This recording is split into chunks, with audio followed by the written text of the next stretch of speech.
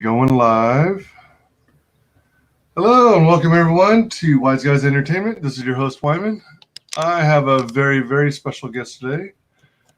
We have Charlie's London. You may have seen her. What the? I'm hearing what sounds like an alarm. That's not from here.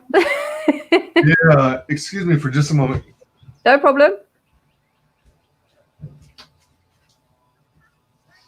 Hopefully it's nothing too serious.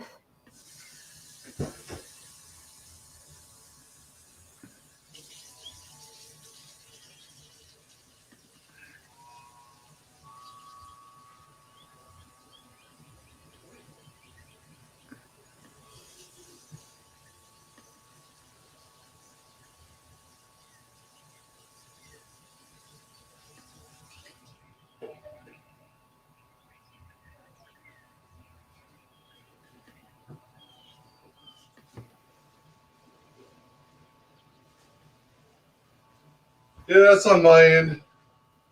Hopefully it disappears after a couple minutes. What happened? I've got these fountains, you know, those water fountains. Mm-hmm. And one of them is like an owl theme, and another one is coastal seashell based. And I was out of town for a couple of days, and I forgot to unplug the fountains while I was gone. So I come back, and you know what? Maybe I shouldn't unplug it for now. Be right back.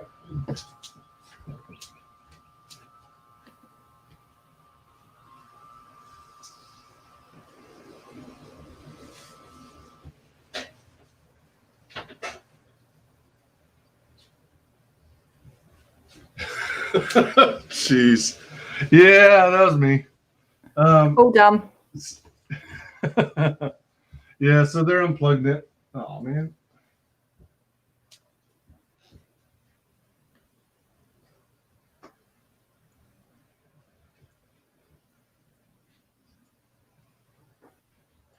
Yeah, so I unplugged them both. I think it was the owl one that was making all the noise, and hopefully I didn't burn out the motor.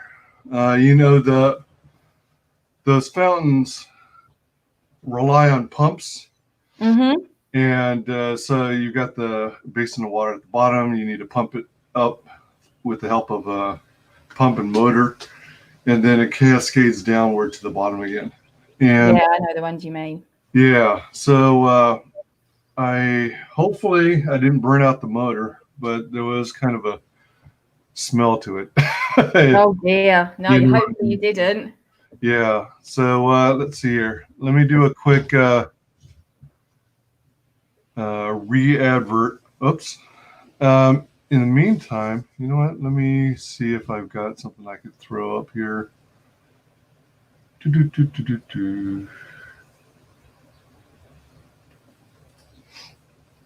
little ticker tape. Cool. Re-advert to the population via social media. Mm-hmm.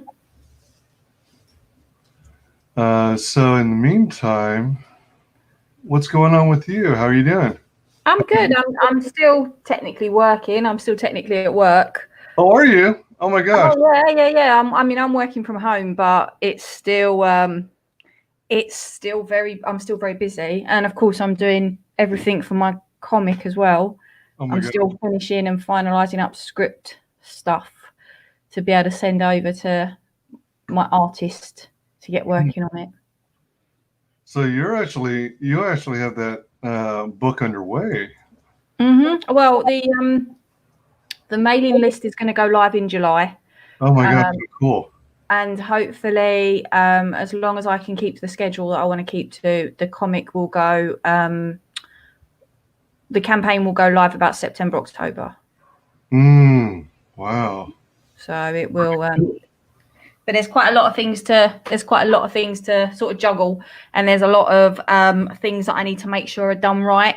I don't want to do anything with it unless it's done right, because I think if you're not going to do something right, don't do it at all. Oh yeah, you know it. That's the way I feel. Yeah, totally. So yeah, you can ask me any questions about that. I mean, there are going to be certain things I'm not going to be able to say yet, but I will answer all that I can. Weird.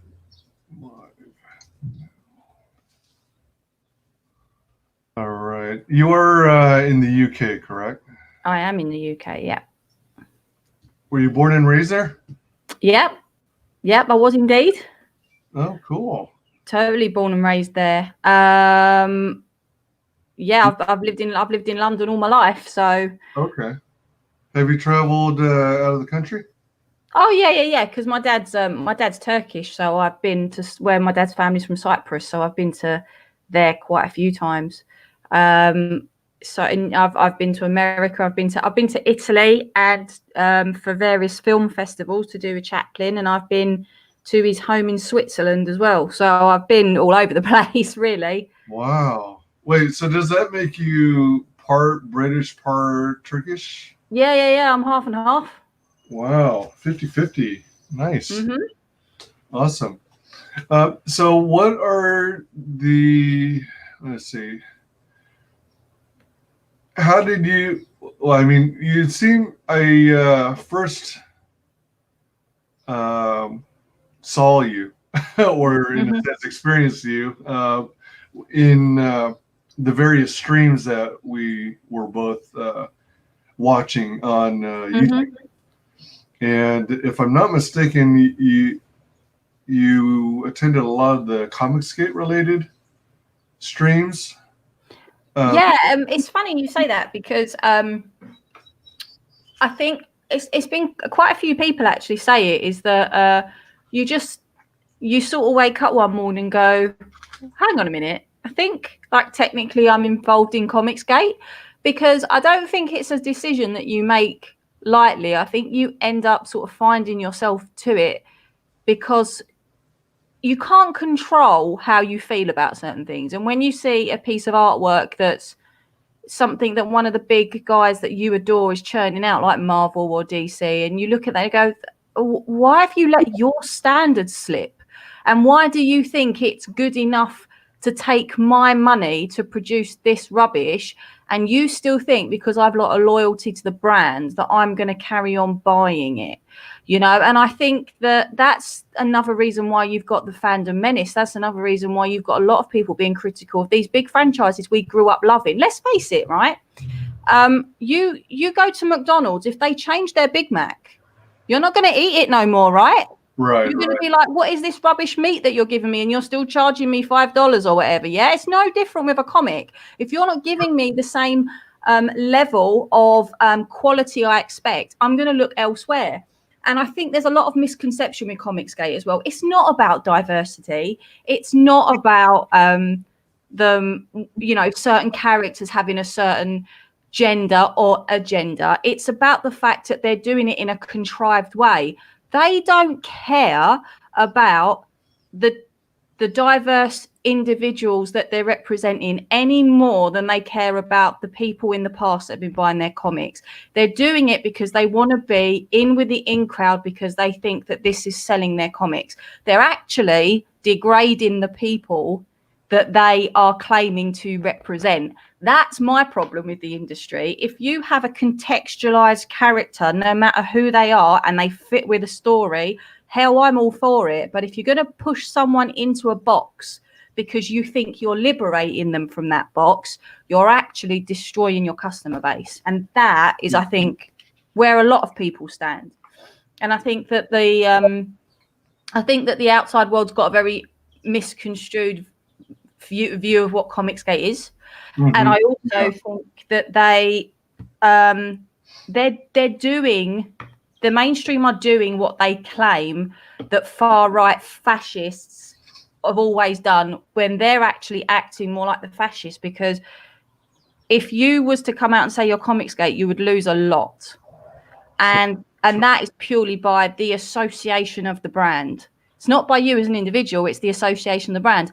But I thought the mainstream now was all about liberalism and all about representing everyone, right? So if you're going to represent everyone, why are you tarring me with a brush of various people in the past that have been and gone who I might add, the Comicsgate pros do not represent. They have booted from the industry and the community because of their views. So how are you being any different with me tiring me with a brush of people gone than you are trying to say that you're so liberal? So I think that's why I started finding myself around these streams, because I started being very interested in the ideas. I started being very interested in what they believed, what the principles were. And I suppose it was curiosity, because I wanted to see if these people were really as bad as everybody said they were. Mm-hmm. And truth be told, most of them are not. Every single person I have a good working relationship with, a good professional and personal relationship within CG, have been very productive with me and been very positive. Like the graded 0.5 guys, and Mandy and White, Peter, the CG UK guys. Totally. You know, I have a brilliant little community there that I work within, and I can't see it going from anything from strength to strength. They produce some beautiful books. I mean, Rocket Gal's Doing really, really well. Ardana done really well. Peregrine's doing really, really well. You know, for sure. Super Dead's already got a great, strong mailing list. There's so many different, you know, even just from that little corner of CG, there's so many beautiful books. So you think about, you know, all the other big books. Obviously, there's Cyber Frog and all these other big books. They're knocking it out of the park. So it's going to be an interesting sort of future to see, I reckon. Yeah, for sure.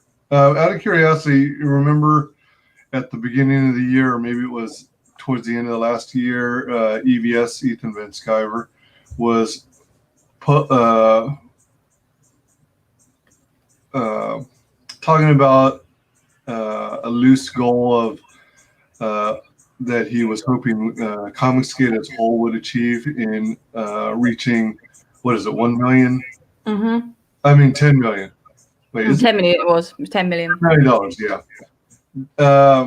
Last time I checked, there's this actual website that is kind of trying to track all the Comicsgate projects, and so far, I guess as a whole, we're around 23%. Mm-hmm. Do you think we stand a good chance of hitting 10 mil by the end of the year? It's an interesting one, because when everything went down with it cannot be named, as I've been jokingly nicknaming it, the Voldemort bug. Oh yeah, like the minute you say the word, everything goes wrong. Most industries are dying as a result of it. I know, it's crazy. CG is actually seems to have done very, very well. Of course, the haters are going to come out with the rubbish that the reason these books are doing so well is because everybody sat at home and they can watch these live streams all the time and they can buy these books, which is rubbish. Because if you think about it realistically, if you're sat at home and you're furloughed and you've only got a certain amount of money, most people are not going to want to spend their money on comics. They're going to want to spend their money on food, bills, all those other things. So I don't buy that. I think people are buying CG books because they want CG books. I think they're buying books, these books and these tiers and all these other perks because they want them. So I think it's 100% doable. I mean, I don't know what the actual figures are, but I know that Ethan did put up a post. I always shared someone else's post of the top 25 Indiegogo books. Right. And those books were, I think it was 21 of them, of the 24 were CG books. So I worked it out from my very basic maths that if there's 25 books, you split it by 100%, each book's worth 4%. That means 84% of books in the top 25 being CG books. Now, it was interesting because he didn't highlight Earthworm Jim. He didn't highlight Earthworm Jim. And I thought that was really interesting because the first Earthworm Jim was very much, as far as I know, was funded as Comicsgate. It was pretty much when it all went down, he decided to pull.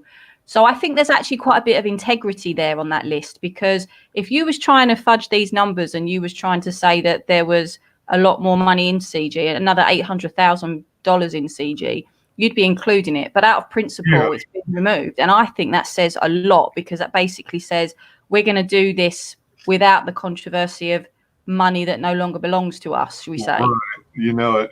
And I also think that last night, beating Doug's amount with Cyberfrog was also massive. Heck yeah. You know, with Vestige and Cyberfrog on that one stream last night, you had $1 million worth of books on one stream. So you've only got to get 10 situations like that, and you've done your money. Then that's not accumulating. Don't forget, Ethan's also got Unforgettable Tales. He's going to have various other sideline projects to do with Cyberfrog. You've got artists as well out there. I mean, Carl from Mary Boys, Chubb as I know him, he's in the chat. He's fulfilling his campaign for Mary Boys right now. Mary Boys did over £10,000, and that had a decent amount of promotion. He worked really, really hard, and I always say to him, that's such a beautiful book. Like I personally think it should have been on double that. But if you're going for an artist's first book in CG, and he's making that sort of money, then 100% the money is there to be made, because people are crying out for good comics, especially in a lockdown. They want to read good stuff. They want to escape the crap that's going on out there. And I think that's, you know, I haven't read so much in the last 2 to 3 months as I've read in the last year, because I don't want to be thinking about, I don't want to watch the news. I want to escape it all. Well, yeah, that I feel the same way. To me, having once collected comic books years ago, I think I stopped around 1980s, early 80s. It was always about escapism. I mean, you've got plenty of crap to deal with in real life, and you know, you got the drama and the stress of Hollywood and politics, and simply dealing with day-to-day stuff like bills. And comics and toys and other forms of entertainment were always like a nice little temporary escape. And I think the big wigs in the entertainment industry have lost sight of that. And I was taking another look at what they call the CG Tracker 2020 hashtag Comicsgate. And as you mentioned, Wreck Planet Cyberfrog 2 is number 1. You've got other titles like Expendables, Blade Devil. Blade Devil was kind of a surprise hit. But then that person, Raging Golden Eagle, he took the time to build up an audience on YouTube before he considered launching a book.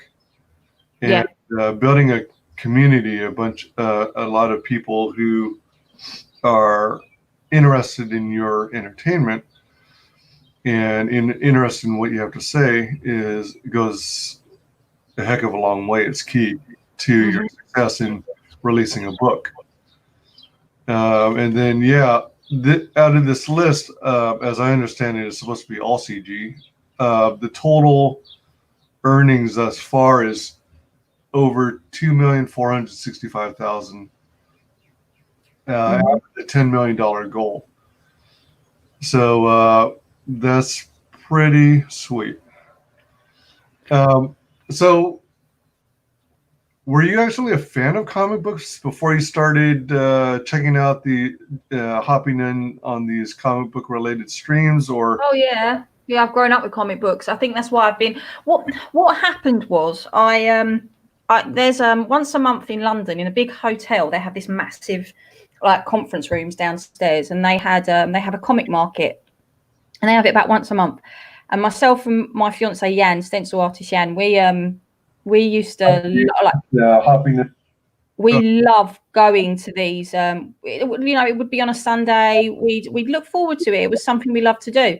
And we started to notice that we were buying. I mean, it literally did become a day out. We'd go to them, then we'd go on like a bit of a round robin around central London of all our favourite comic shops, go for a drink, go for something to eat, come home, have a look at what we'd bought, And then I noticed that he and I were spending less money in the shops and more money in the market, in the comic market, which means we were buying old comics. We weren't buying anything new. We were buying a lot more old. And the only new thing that I was really buying, 2 comics I was buying The Walking Dead. All right. And I was buying, IDW brought out a run of X-Files comics. X-Files, really? Yeah, and they were good. Actually, they weren't bad. And they definitely took me back to my teenage years. And the only thing that was a gripe, and I'm terrible because where I've collected X-Files merchandise my whole life, I was a sucker for it. I'd buy they'd have 5 variant covers for every issue. And me, like an idiot, would buy all 5 variant covers, right? And I used to justify it with the line of, well, I don't smoke and I don't drink, and it's only about 20 quid, so it's fine. That's 20 quid a month, nothing. But when you add up every other comic you buy and all these other bits and pieces, you're like, this is actually stinging me. And I'm low end of the market. Like I know people that go in. I've got a friend, Phil. I used to go out comic book shopping with him on a Saturday. My God, he used to have a list a mile long. He used to spend about 300 quid a month. £300 a month is a lot of money on Marvel and DC. This is going back, this is 2-3 years. And I said to Jan, why are we buying less new stuff? What's going on? And he literally flicked open a page, and it was, I can't even remember. I think, it was Iron Man. Was it Riri? Was it Riri? Yeah. This is the reason we're buying less new stuff. Oh my God. And I was like, but the sad thing is, if I was to say that to anyone in the outside world, the first thing they'd be is like, you don't like her because she's a black girl. It's got nothing to do with it. It's got nothing to do with it. It makes me absolutely laugh when the first thing they want to throw at you is, you don't like it because it's a black girl. That is the biggest load of rubbish. It's because the story doesn't work. It's because the dynamics of the characters are flawed. It's because the art is terrible. It's got nothing to do with the gender or race of this person. So I kept on complaining to him about this new art. And then he said to me one day, have you heard of Comicsgate? And I was like, no. And then he just pointed me in the direction of, obviously, Ethan.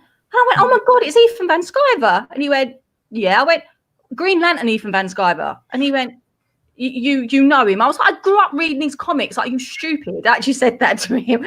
And he went, there's also, the guy who made Earthworm Jim. I went, what, Dr. Naples? And he went, yeah. I went, oh my God, I grew up with that, like that. And he went, well, I think you need to be Comicsgate then. And to be fair, it was very sad for me when Doug did what he did, because he was part of my childhood. But I also couldn't justify what he was saying or his actions. And and I've never really gone. Well, I never had gone after him the way that a lot of people had, because I thought, if you're not invading my space, I'm just going to leave you alone in your corner of the Twitterverse, really. But I thought what he did was shocking, and it was sad. It's pretty much been like that ever since. So I pop up in most of the streams. I chat to people. I have as much fun in the chat talking to people as I have listening and engaging in the actual streams. And me too. Me too. That's such a fun aspect of jumping on streams, especially when they're live. Obviously, it's entertaining interacting with other people. Yeah, and that's how you get to know people. I mean, and then it just got to a point where I was engaging with a lot more people. And then one day I was at work, and my phone just I always keep my phone on my desk, and it, like, the screen lit up. And I was like, what's going on my phone? And I'd been added. Now I can tell you now, I have had a Twitter account for the last 10 years, but I reckon for about 7 years it was dormant. I hardly did anything with it. So the fact that you could even get DMs on Twitter, I didn't even realise you could do that. And then all of a sudden, my phone was going mad, and Captain Fuckhead added me into a DM group. CG UK, and that's how that was all born. And I've met Chubb from Mary Boys, and Peephole Circus I knew before, because again, someone who pops up in the streams all the time, you know. So knew him. I'd seen Commie Mark around. And yeah, it was just obviously Peter Gilmore. I'd spoken to Peter because previously to being added into that group, I'd had conversations with Mandy. Mandy and I are incredibly close. I adore her. Oh yeah, she's amazing. And yeah, and then since then we've had this little group. Even within, like I say, within ourselves, we've got some really great, strong books. You know, we cross over a lot as well. Like tonight, I'm doing on my channel, I'm hosting a stream with Piper and Optimus Deadpool and Commie Mark. We're doing basically like a little transatlantic sort of show where it's like 2 of the Brits and 2 of the Americans, and we're just having a bit of a chat. We did it last week as a bit of a off the cuff thing. Wow. And it worked really, really well. So we said, right, we'll do it again next week and we're going to make it a thing. So you've got to tune into Commie Mark's channel tonight. He's doing his Russian Troll Factory, where he's doing the second part of his erotic novella that's written by an AI, which is going to be crazy. And then within about it's mad. Like if you go back and watch the first part, it's really, really funny. Yeah. Okay. So the AI, is it like a website that's out there where you punch in some words like a Mad Libs and then it spits out some result? I believe so. Yeah. I believe that's how they do it. I know that you put in certain things to actually like steer the conversation. Like for example, they put the word kumquats in there. Yeah. That's the buzzword of the moment, isn't it? And that's and that's where, yeah, it is quite funny. I mean, I think it's Wyatt, it's Optimus, it's Mark, and I believe it's like my other half, Jan. I think that's the 4. I'm sure there's someone else involved. I'm really sorry if I've forgotten who you are. But I'm usually setting up my own stream by then, getting ready to go live. So I leave them in one room to get on with it. It's really funny. It's actually really cool because these guys, and we've had so many times people have said this on streams, so I've commented that we really are like a group of friends, the way we all stream. And we talk off air as much as on air. Like we'll just set up a hangout and then just sit and have a chat, which is nice. So I think that's why the chemistry works like really, really well. Yeah. But it is hilarious because I'll be sat in one room on a Saturday night doing the ladies of like the CG Ladies Night stream. And then literally in the other room, just on a hangout, will be all the guys that'll just be sitting there having a chat because, the girls are in the other room doing their thing. So we've got to hide in this one. Then it's just really, really nice. I mean, I do think, especially with everything going on in the world at the moment, to be able to have that outlet, to be able to do this, talk to other people rather than just looking at 4 walls is really, really good. So I think that's the positive that's come out of it, definitely. Yeah, absolutely. So yeah. Do you happen to all right, so you identify as Comicsgate. Mm-hmm. Do you also associate yourself with Fandom Menace? Are you familiar with Fandom Menace? In principle, yes, but I'm not going to say yes for the simple fact that I don't know enough about them. In the fact of it would be one of those things that I would have to get to know before I said. I do agree with the principles of what they're saying, and there's a lot of cross-pollination between Comicsgate, the Fandom Menace, especially the idea about destroying these big beloved franchises. Yeah. What's interesting with the Fandom Menace, from what I can see, and like I say, I'm not going to claim to know a lot about them, but the one thing that I get the distinct feeling with them is that they're a very big group, and I also get the impression that companies such as Disney are actually quite scared of them because they do actually have quite a big opinion about things. And I don't know if that's where, because Comicsgate's doing that. I mean, with the big books and the things that are, the movement that's going on. Yeah. If you're getting a situation where you're getting the likes of Donny Cates, Gail Simone, going out of their way to have arguments with Comicsgaters on Twitter, then Comicsgate is making those waves, because if you was a big company and you was completely happy with your lot and you thought that your business was secure, you wouldn't have to argue with anyone, would you? You'd just be batting them off, going, yeah, all right, whatever. So Right. I think that I'm not going to say I think that Comicsgate should be where the Fandom Menace is, because I know that a lot of people would disagree. But it's another reason why I said I don't know enough about them, because it's not somewhere that I mean, I've seen the most recent 3 Star Wars films, and I get where they're coming from, and I agree with where they're coming from. I love Disney, but old Disney.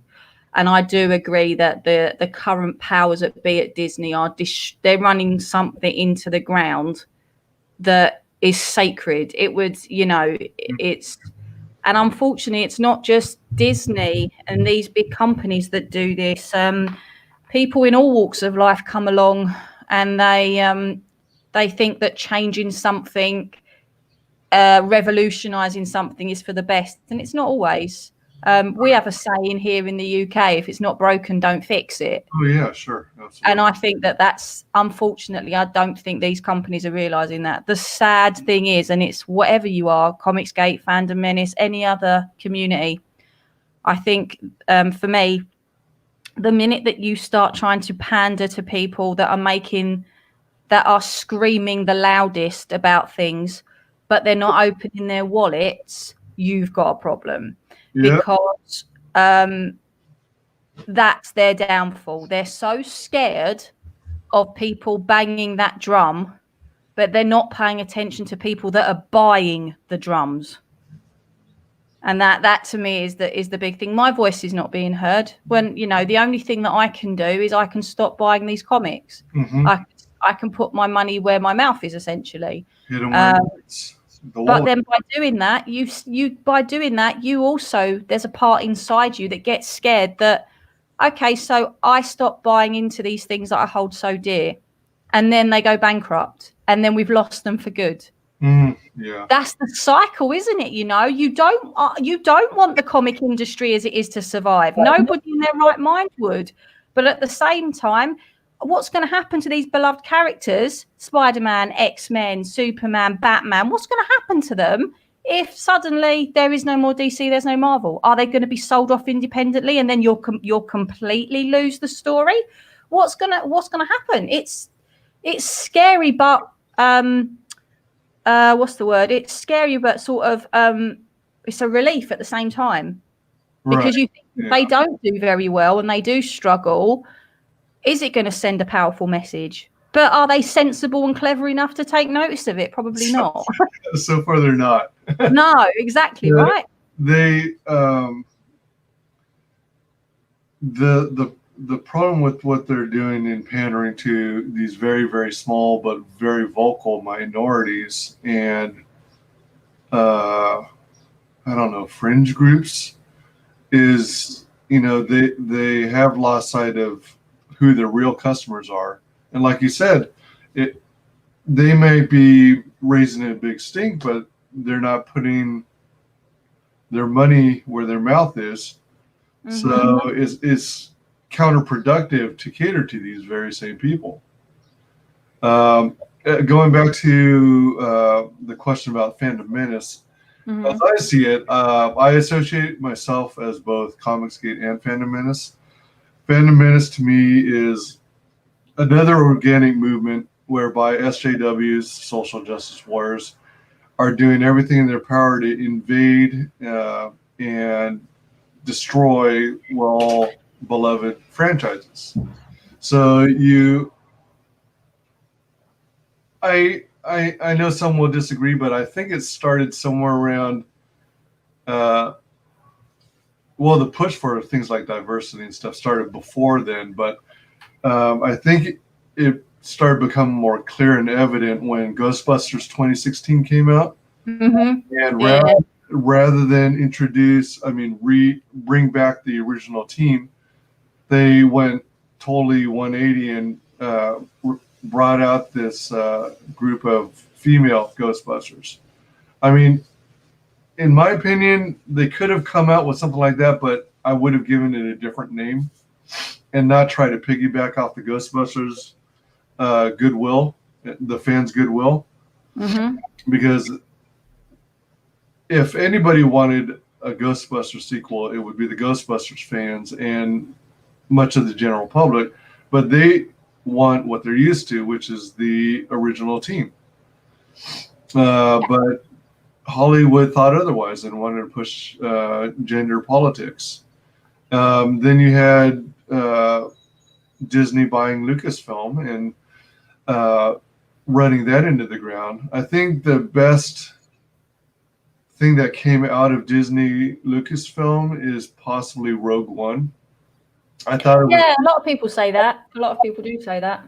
but the Phantom Menace over time has become stronger and stronger as I see it, and they're starting to do what I thought we should have done earlier on and vote more with our wallets.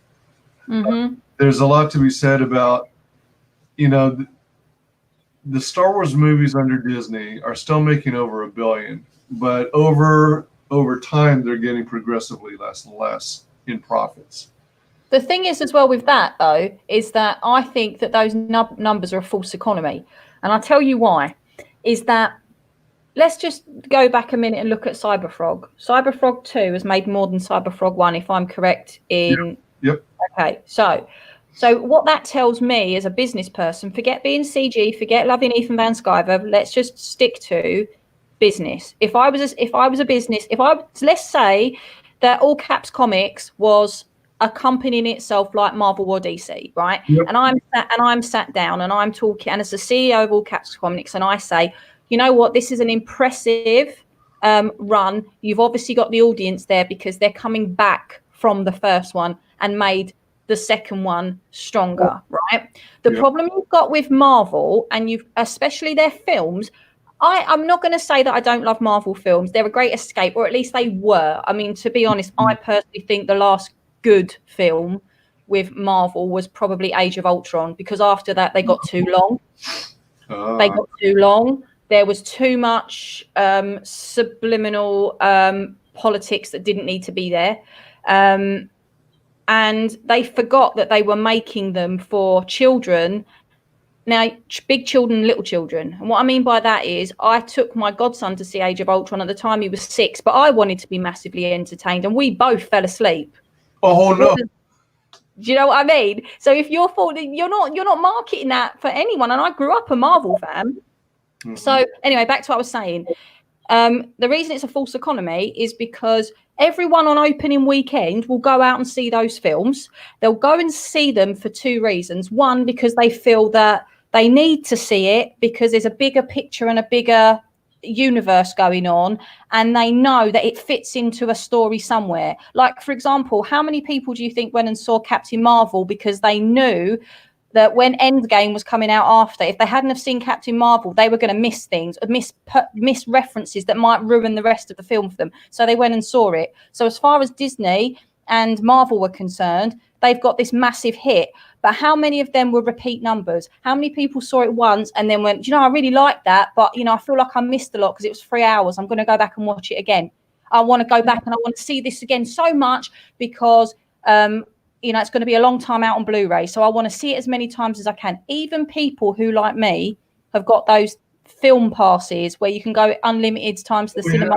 Yeah. How many times do you think they wasted that going backwards and forwards to see those films again and again? I can bet you not many people. So as far as Disney and Marvel were concerned, they'll get these figures that are saying 20, 30 million on opening weekend. Next weekend, they've slipped down to places 3rd and 4th in the box office takings because people were seeing it once. They're going, well, that was rubbish. And then they're not going back. But to them, they're banking their money. So they're going, do you know what? It's a hit. It's still successful. Right. But then if you compare Blu-ray and DVD sales to box office receipts, I'd be very interested to see if the correlation backs what I'm saying, that actually people they see it once and they go, that'll be it. Yeah, I mean, when it came to Captain Marvel, you're absolutely right. It was shoehorned in between 2 major Avengers events, more MCU events, Infinity War and Endgame. And the curious thing is they decided to shoehorn in a character at the last minute who's supposed to be super powerful, female, and quote unquote empowered. And in doing so, they opted to take Carol Danvers. I mean, I guess you could say in some iterations of Carol Danvers, I liked how she looked in the comic, but I don't know if Brie Larson was really the best fit. And I think someone like Charlize Theron could have done better. But I don't think she's too old either. I don't even think she's too old. I think she still would have been able to do it very, very well. Yeah, she's badass. And what was interesting is in the comics, they've been trying to reboot the Carol Danvers Captain Marvel, or it used to be Ms. Marvel, because the real Captain Marvel was the one who eventually became Shazam, as I recall. So Captain Marvel was, is it Monica Rambeau, a black woman? I believe so. Yeah, I mean, I'll be honest, Captain Marvel's not my strong point because I wasn't over keen on the comic as well, and that's why I think with the film I was like, meh. I wasn't that bothered in all aspects of it. But yeah, and Ms. Marvel, she was Carol Danvers, but they've been trying to get her off the ground for like 6 or 7 reboot attempts, and they're just not finding an audience for her. I don't know if it's simply because of bad writing or what, but it seems like she only gets 5 or 8 issues at a time, and then they cancel it, and then they give it another shot later on. And so they chose a version of Captain Marvel that wasn't very popular, that they're trying to force people to like. And then they take advantage of the MCU goodwill that's been built up over 10 plus years to push it. And like you, I just saw Captain Marvel and I thought it was like a meh as well. Like I watched it the first time, I think in excuse me, on the internet, and but you know, with the internet quality, sometimes everything is so dark. So it's hard to see what's going on action-wise, kind of like in a horror movie, which is why it's so inexpensive to make horror movies. So I ultimately went to the movie theater. I had the AMC A Plus package, I guess, where you can see up to like 3 movies for free every week. Okay, cool. Yeah, we have something similar to that over here. Yeah. Yeah. So I go and watch Captain Marvel in the movie theater, and about 45 minutes in, I fall asleep. So I wasted that opportunity. So then I figured, well, maybe it was just me. Maybe I went when I was tired. So I gave it another attempt in the theaters, and I fell asleep again. And again, roughly around 45 minutes because it was like so slow going. And also, it was a bore. It wasn't, you know, it didn't seem like the character struggled at all. It's like she was, to quote a phrase, practically perfect in every way. Yeah. As my husband would say. And it's like, without any struggle, how do you relate to the character, you know? Well, yeah, and this is the thing as well, is that, you know, I was thinking about this the other day when we were growing up and we watched the films back then, and none of this stuff that is being seen as so problematic now, none of this stuff mattered. Like it really, like it didn't matter. Like, for example, you know, they'd consider films now like Mrs. Doubtfire and Tootsie as being problematic films because they'd consider them to be making fun of certain areas of society. They're not. they're contextualized to the story of someone that felt the only way that they were going to be able to move forward in this situation is to dress up as a woman, or like these sort of, and it's just, it's absolutely, it's insane, really, the way that they're trying to make people think. And I think that that's another reason why a lot of people are switching off to these Marvel films.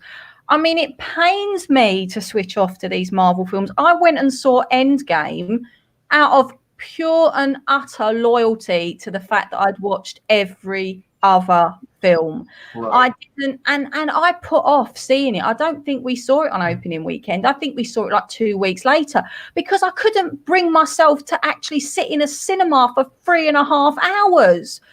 I think it was in total, we worked it out that we were in the cinema for 4 hours, 15 minutes with trailers. Oh, yeah, with trailers. And it was just like, really realistically, who's got the time for that? It's like, it's absolutely crazy. Yet back in the day when I was a teenager and my early 20s and the new Harry Potter films come out, you didn't think twice about going and sitting in a cinema and watching one of them, because you knew that it was part of a story. They were sticking quite realistically to the books. Yeah. And the characters made sense. Now, you can't, you don't really want to talk about even the Harry Potter franchise, because they've woked that up beyond belief as well. Oh, yeah. And it's just like, to me, it's so, I sit there sometimes with my head in my hands going, what is going on? And I'm a teacher. Yeah. So I'm sitting there and I'm trying my damnedest not to, say to these kids, what are you watching? What are you reading? Don't do that. Because obviously in my line of work, I'd probably get in trouble for saying, oh, don't read that because they've mucked this character up because they've done X, Y, and Z to it. It's crazy. It's not liberal out there at all. They claim they're liberal, but they're worse than being far right or far left. Well, yeah, rubbish, really. Is curious. Even Harry Potter's creator, J.K. Rowling, was trying to. I don't know if it was virtue signaling, but she was trying to make a big deal about certain characters being gay in the original Harry Potter films. And I don't know, it came off as sounding like she was pandering to certain groups as well. And I don't know if that really helped her or hurt her in the long run. I haven't even seen any of the prequels. No. I saw the first one and I was like, what the hell is this? So then I haven't even seen, and you are talking to a pretty big, I loved Harry Potter. I've been to the Harry Potter studios in London like 3 times now. I love the original movies, but I will not go. I can tell you this for nothing. You go to the Harry Potter studio tour in London, even the staff there try to deflect the conversation away from talking about Fantastic Beasts. No, I kid you not, they do. They're very much like, we're moving on. We're just going to look at this part from the Chamber of Secrets. Yeah, it's they do. And it annoys me. Like, it's the whole thing about Dumbledore being gay, right? Mm-hmm. Okay, ask yourself this question. Does Dumbledore ever do anything in those 8 films or 7 books where his sexuality needs to be in question? Now, I'm thinking of it from a teacher's point of view. Right. The kids I teach do not need to know if I'm straight, gay, pan, bi, whatever, right? I teach them. I'm a history teacher. That's the bottom line. He's a wizard in a school where he teaches magic. Why does it matter if he's sleeping with a man or a woman? Mm-hmm. Also, it's a children's book, right? The minute you expose children to sexuality, they are no longer children. Let them be children. Oh, yeah, sure. So it's the most ridiculous concept. I don't look at, when I was at school, you was at school, we didn't look at a teacher and go, oh, I wonder if they're married to a man or they're married to a woman. You just was like, oh, it's my biology teacher. He's a bit of a tit. And that was about it. I don't like biology. He always gives me detention. That's about as much as you think, wouldn't it, really? Well, yeah, sure. Don't go any further than that. Kids be kids, for sure. So how did you get into, or what started your interest in Charlie Chaplin? Wow. Funny enough, because Carl asked the question in the chat, he said, "Talk about my upcoming comic." Yeah, Uh, that's where I was segueing to. where did I go with Charlie? Yeah, sorry, I went on a bit of a rant about Marvel, DC, and trying to get the world of rights, didn't I? No problem. Where did I go? Right, so many years ago, I saw I've grown up. I grew up in Lambeth in South London, where Chaplin was born, and he's very much a local hero because, like, let's face it, he's the father of modern cinema. So he is a local hero. And I remember watching the Robert Downey Jr. film with my mum and my nan, and there's a bit in there where Chaplin has a pint of beer chucked over him in a London pub when he comes back to London in 1921. And my nan, who was a very placid person, God rest her soul, went, "That wouldn't have happened. They didn't do that." She was really animated about it. It really sparked my attention. I was like, "Why? This is strange." So I went to the library. It was a 6 weeks holiday, like our summer holidays here at school. I was 11. And I remember going to the library, and there was 2 books. One by Chaplin called My Autobiography, which was his book. And then you had David Robinson, His Life and Art, which were 2 pretty decent sized books. You're talking a total of about, 1,200 pages with these 2 books. Yeah, one of your videos kind of highlighted the books you were referencing. Mm-hmm. And I read them as an 11-year-old. I read both of those books in 6 weeks. And I took them back to the library. And I still wasn't any clearer why my grandmother got so wound up. So I sort of put it to rest. I just thought, do you know what? She just probably loves Charlie Chaplin, and that's probably the reason why. And then some years later, when my grandmother passed away when I was 16, my mum and I decided to do some family research because she was very aware that she didn't really know much about her family going back generations, but she knew that they'd always lived in South London. And we started doing some research, and then I found that one of the photos of a relative of mine, I couldn't get it from Ancestry.com. I had to get it from the Charlie Chaplin estate. And I thought, why have I got to get a photo of my relative from the Charlie Chaplin estate? And it was because my relative, a little boy in that photo, about 6 years of age, called William Goodman, was sat 3 rows down in a Lambeth workhouse, which is like an orphanage. Okay. If you think like Charles Dickens times, was sat there 3 rows down from a very young Charlie Chaplin, who was about 6. So they were in the same orphanage / workhouse together. Oh, wow. And as far as I knew, I know my nan never knew him. That's not like the big reveal. And I'm pretty sure no one else in my family really had ever really had anything to do with him. But I think my great uncle, who was the little boy, he grew up and not much is known about him. We know from looking in Ancestry that he did live in the same house as my great grandmother. So whether he was her uncle or her brother, because the thing is, people used to have children out of wedlock back then and have them very young. And because they didn't want the children taken off of them, they used to let their parents bring them up and say that they were their brothers or their sisters, so the censuses. So say you had a baby and you were very young, and because you didn't want it taken off of you, if the local authorities come round, where's this baby come from? Your mum would claim the baby was hers and that baby was your sister or brother when actually they were yours, but you were too young to have them. Right, so all of these things, I'll never get to the bottom of whether that's true, but that's just one of the things that happened a lot then. So I started looking, okay, so William doesn't seem to have ever had any other correspondence with Chaplin. There's no knowledge of that. There's nothing at all. But this boy definitely lived at the same house as my great grandmother. And I started making me think, well, how much of Chaplin's humour and his films were based on growing up in South London?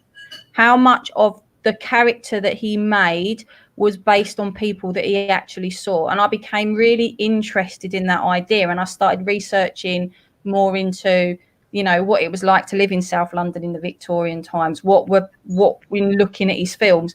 And then one particular weekend, I went to a festival in Bristol in England, which is a big festival, a slapstick silent film festival. Cool. And I was really, really lucky to meet David Robinson, who wrote his Life and Art. And I asked him if his sense of humour, did he think that Chaplin's sense of humour come from growing up in South London? And he was really, really interested in this. And he said to me, well, let's have a cup of coffee after I finished what I'm doing, and then we'll talk about it. Well, that was 10 years ago, and he's been like my mentor ever since. He's 90. Wow. He knew Chaplin. In fact, he knew Chaplin to the extent that when they made the Robert Downey Jr. film in 1992, David was the person that worked with Attenborough to write the script. So it's all very he's very much big connection with the family. So my thing's always been, how did Charlie's life, how was his life and his artwork, how did it influence his films? How did being a South Londoner, seeing the things he saw growing up in London, how did that actually affect him?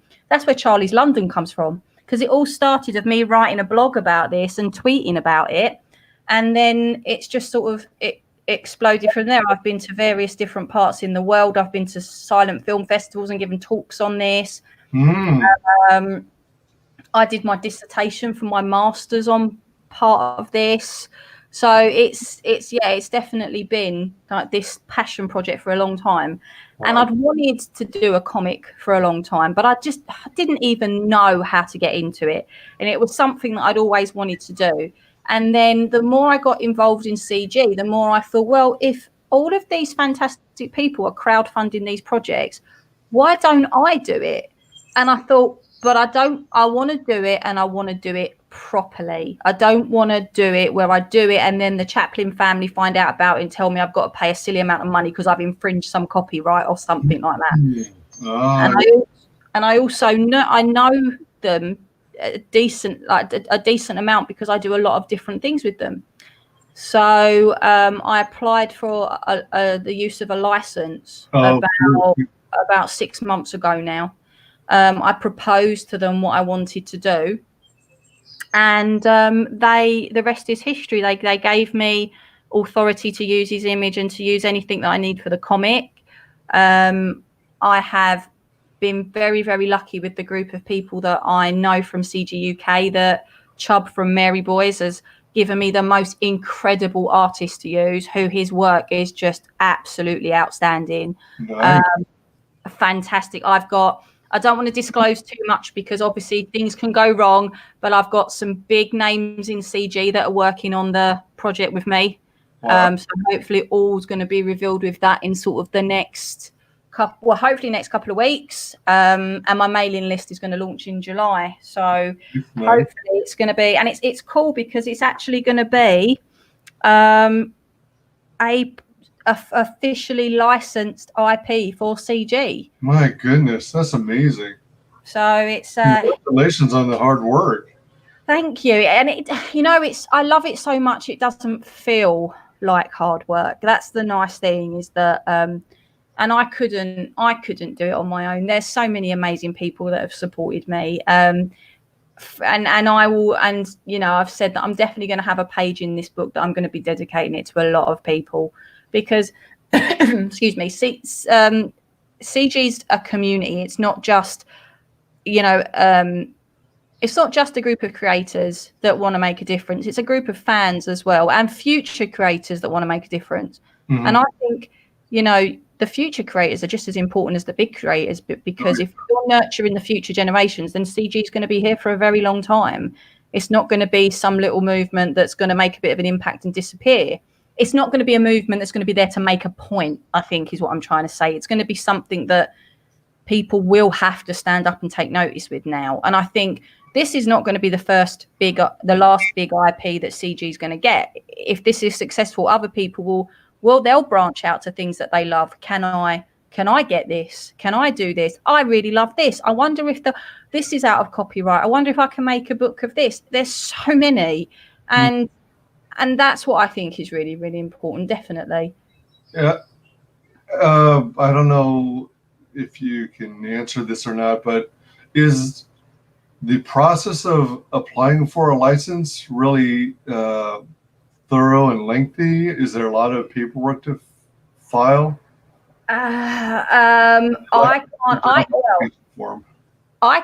can't actually speak about that, not because of any legality reasons, but because I don't know if the process that I went through would be the same for somebody else, because I have a long history with working with the Chaplin, so they haven't got to worry about my integrity with the project, because they know that because he's a hero of mine, I wouldn't bring out anything that would be be defamation in any way. It could be very, very different for somebody else that they needed to do a lot more checking of. But on the same note, it might not be. I don't know. It depends on the individual, and also depends on what the IP is. I reckon it'd probably be a lot harder to get someone that was, it'd be a lot harder to get a Star Wars character, for example, because of the different people involved in that. Yeah. Yeah, that's true. Were you speaking about your mentor, your Charlie mentor, do you anticipate him having some involvement, like as a co-author, or are you like picking his brain for particular details to make sure it's historically accurate? Well, that's the great thing. I've got his brains technically sat on my table, because there's nothing that's not in this book. I mean, if you read this book, he is. David is one of the most talented and amazing men you'll ever meet in your life. I speak to him quite a lot anyway. I mean, he's 90, but you would never know it. And I could phone him up and ask him just to clarify something. It wouldn't be a problem, but I wouldn't really need to. It really is that detailed. As for his involvement, I suppose his involvement really is that the narrative of the story is going to be using his book, but the actual dialogue within the book is going to be using Chaplin's own words from his book. So they're both. I'm a very careful editor, shall we say? It's not that I'm. They're writing this for me. I don't need to make anything up. This is an amazing story on itself that doesn't need anything extra. David is, however, going to write me the foreword for the comic. Very nice. He's going to do that for me. He always said he was going to do that for me anyway, and he actually he oversaw the production of my master's for my dissertation on Chaplin anyway. So he's incredibly he's so hands-on and he's so good. I know so many stories of people who have literally written to him when he used to work at one of the big newspapers in London, and they wrote to him asking him a question about Chaplin, and he used to write them back handwritten letters detailing things. Like, he's incredibly, like, 100% an amazing person. So I don't even have to. He's incredible. I only have to email him a question and to get back to me straight away. And I think that's another reason why I feel really confident about writing this. Yeah, I think that's a huge win to have gotten the Charlie Chaplain license from the family. And it does a lot of good for CG as a whole, because like you probably heard, your boy Zach got the Expendables license. Yeah. Stallone. And that was a big win for CG, and you're securing the Charlie Chaplin license is amazing as well. And it's gonna do really, really well. I hope so. I mean, I've got some amazing people around me, and people within CG that I can just ask, can you please help me with this, because I'm not sure I'm doing it right or something like that. And there's always someone that's there to help me. I'm gonna be a real pain now, because I've actually got to go. I've got a Zoom call about my comic to do. Oh, all right. So I'm gonna have to go, but I'd love to come back and talk about it more. It's been a lot of fun. Thank you. Most definitely. You want to promote your channel and stuff? It looks like you're already at 458 subs. I know, right? It's going really, really well. If sub to my channel, Charlie's London. I had to change it to Charlie's London Official, because there's another Charlie's London who's just a girl called Charlie from London that seems to that seems to actually just, she's only got I think she's only got 3 subs and only a couple of videos, and nothing's been uploaded in about 5 years. But it's just the fact that she's going to suddenly find herself with all these people thinking she's going to do something on Charlie Chaplin. Right. Also, my comic's going to be called Charlie's London. So the fact, because the central point of the comic is his times coming back to London is what influences him. So it just made perfect sense that transition was, you know, quite natural. So calling it Charlie's London Official, it's the official page of my comic. So it's the same on Instagram. I'm on Instagram, Charlie's London Official, and you can find me on Twitter at Charlie's London. But I will give a shout out. Go back, Mary Boys. Go back The Adventures of Kimmelson and Best Career. Go have a look at Russian Troll Factory, and go and support your favorite CG artists because they need it. Fantastic. Thank you for coming on my channel. I greatly appreciate it. And no worries. Look forward to you coming on again. Yeah, no worries. See you soon. All right. Be sure to check out WyzGyz Entertainment. I'm on WyzGyz Tweets on Twitter, and the channel on YouTube is WyzGyz Entertainment. Exactly where you are now. Thank you all for joining us, and thanks to our special guest, Charlie's London. It's been an honor, and look forward to learning more about your project soon. Thank you. Bye. Bye-bye. Take care.